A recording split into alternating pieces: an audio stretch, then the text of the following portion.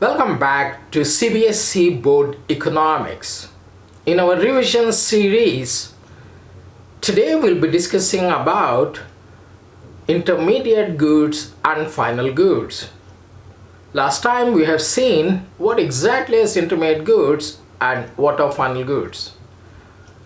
To recollect once again, intermediate goods are those which are used for further production or resold in the same accounting year. Intermediate goods are those which are used for further production or resold in the same accounting year. What exactly it means? We take a good easy example. Sugarcane to manufacture sugar is an intermediate good. Without sugarcane, you just cannot think of manufacturing sugar. Wood in the manufacturing of furniture is intermediate good. Cotton in the manufacturing of clothes is intermediate goods or resold in the same accounting year. What does it mean? A shopkeeper is selling it to you. Maybe a shirt, maybe shoes, maybe a pizza. You bring it home and eat, then it becomes a final good. For the shopkeeper, it's an intermediate good. That's resold. Okay? The shopkeeper, you buy a car from the dealer must have purchased it from the manufacturer. So for the manufacturer and the seller, they're intermediate goods.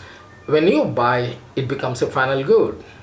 What exactly are final goods? Final goods are those which are meant for final consumption or capital formation.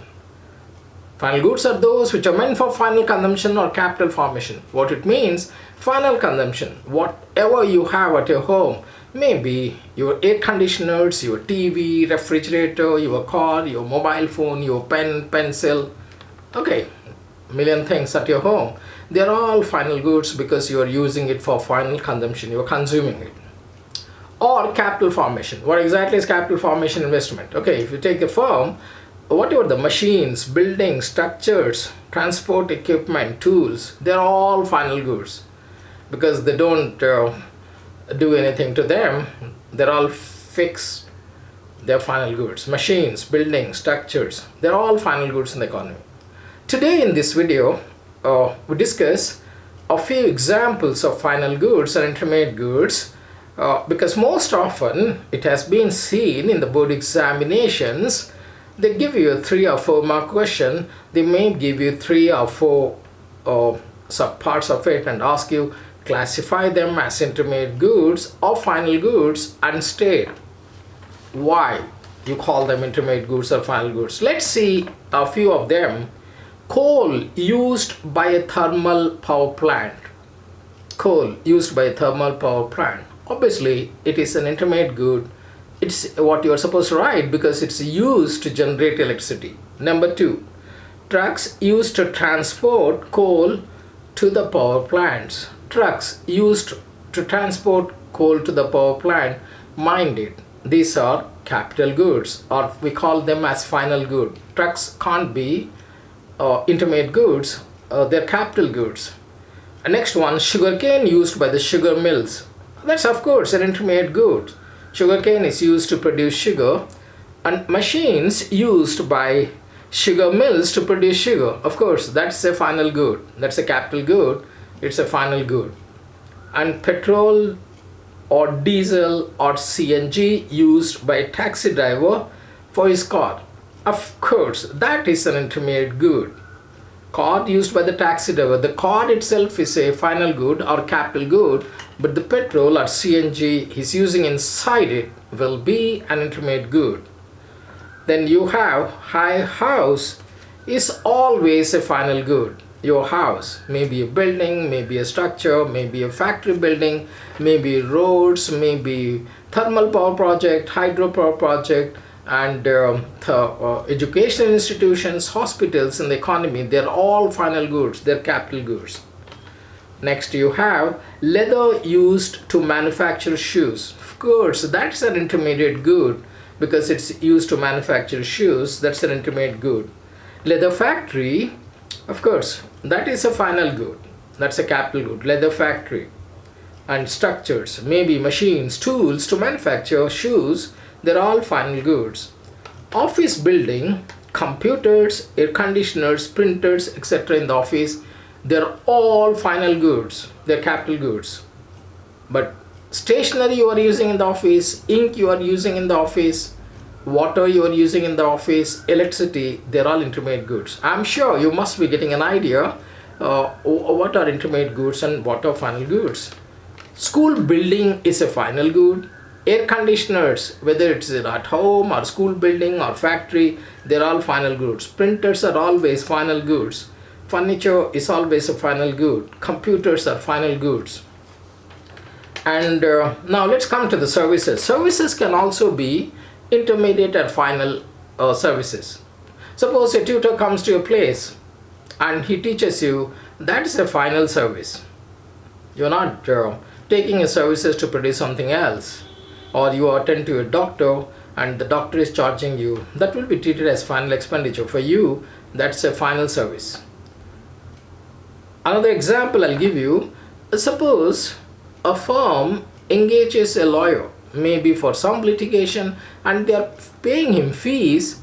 The firm is utilizing his services. The lawyer is not a permanent employee of the firm, so the firm pays him fees. That will be treated as intermediate service. We never include, while calculating national income, intermediate goods or intermediate services. The money we spent on intermediate goods or services, we call them as intermediate expenditure. Okay, and the next one, fees paid to a lawyer in an office is intermediate services, intermediate good service. Or fees paid to a plumber or electrician in the office. The firm will take it as intermediate service. So it will take it as intermediate expenditure. Fees paid to a tutor is a final service, final expenditure of the households. But if a school engages a tutor because of for part-time to correct answer sheets or something, and they're paying him fees, not wages and salaries or compensation of employees, that will be treated as intermediate services. They will be taking in the school as intermediate consumption expenditure. Okay, same way, fees paid to a doctor, if a student is paying or if you're paying at home, that will be a final. Okay, and you are taking the services of an electrician at home or plumber, they're all final. Okay. And next we go to the wood used in the manufacturing of furniture. That's a very simple example. This is an intermediate good. Machines used to manufacture furniture are final goods. Cloth used to manufacture clothes are intermediate goods because they're used for producing clothes. Transport to deliver to the shopkeeper. Any transport, trucks, they're all final goods because they're capital goods. Clothes or pen or pizza sold by shopkeeper, anything sold by the shopkeeper or intermediate good. When you buy them and bring it home and consume, then that becomes a final good. Wheat sold by a farmer to a miller is an intermediate good for the miller. And flour, okay, the miller makes into flour and sells it to the baker. So for the baker, the flour is an intermediate good. The baker makes into bread and sells it to shopkeeper. For the shopkeeper, that will be an intermediate good. He sells it to a customer, then it becomes a final good.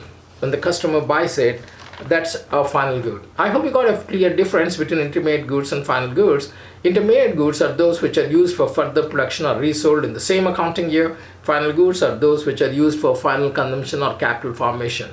If you want the more differences, intermediate goods keep on moving from one production process to the other production process. Final goods, that's the end of the transaction. No movement from one production process to the other production. What it means, you purchased an AC, you fixed it in your bedroom, that's the end of the transaction. And intermediate goods always remain within the production boundary. Final goods come outside the production boundary. The most important difference between intermediate and final goods is, while calculating national income, you should take the value of only final goods, not the value of intermediate goods. Otherwise, it leads to the problem of double counting. For example, you should take the value of sugar, not the value of sugar cane, because the value of sugar cane is already in the value of sugar. Take the value of shoes, not the value of leather. Take the value of furniture, not the value of wood. That's all we have time for this short video. Work hard for your board examination because there's no hard work. There's no hard work, no marks, no substitution for hard work. Best of luck for your board examination. Don't forget to subscribe, share, like and comment on your videos. Go back and see old videos. They will be of immense value for you. Best wishes. Thank you guys. Bye-bye.